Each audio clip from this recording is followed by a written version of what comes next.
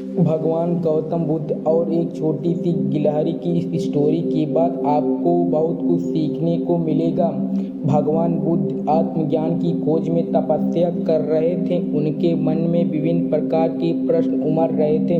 उन्हें प्रश्नों का उत्तर चाहिए था, लेकिन अनेक प्रयासों के बाद भी उन्हें सफलता नहीं मिली। वे आत्मज्ञान की प्राप्ति के लिए कठोर तपस्या करने लगी, अनेक कष्ट सहन किए, कई स्थानों की यात्राएं की, परंतु जो समाधान उन्हें चाहिए था वह उन्हें नहीं मिला।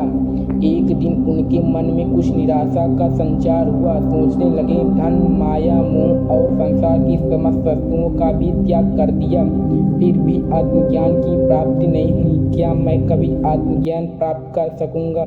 मुझे आगे क्या करना चाहिए? इसी प्रकार के अनेक प्रश्न बुद्ध के मन में उठ रहे थे। तपस्या में सफलता की कोई किरण दिखाई नहीं दे रही थी और इधर बुद्ध ने प्रयासों में कोई कमी नहीं छोड़ी थी।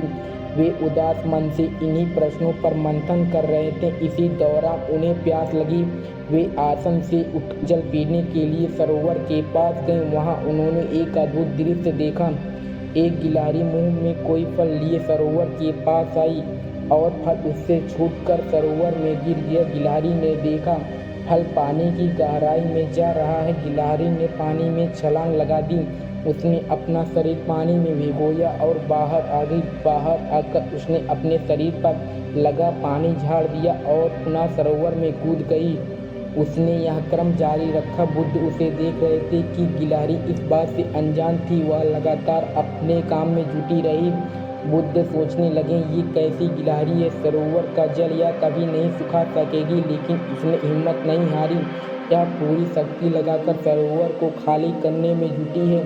अचानक बुद्ध के मन में एक विचार का उदय हुआ। यह तो गिलहरी है, फिर भी अपने लक्ष्य को प्राप्त करने में जुटी है। मैं तो मनुष्य हूँ, आत्मज्ञान प्राप्त नहीं हुआ तो मन में निराशा के भाव आने लगे। मैं पुनः तपस्या में जुट जाऊंगा। इस प्रकार महात्मा बुद्ध ने गिलहरी से भी शिक्षा प्राप्त की और तपस्या में जुट गए। एक दिन उन्हें आत्मज्ञान प्राप्त हो गया और वे भगवान बुद्ध हो गए।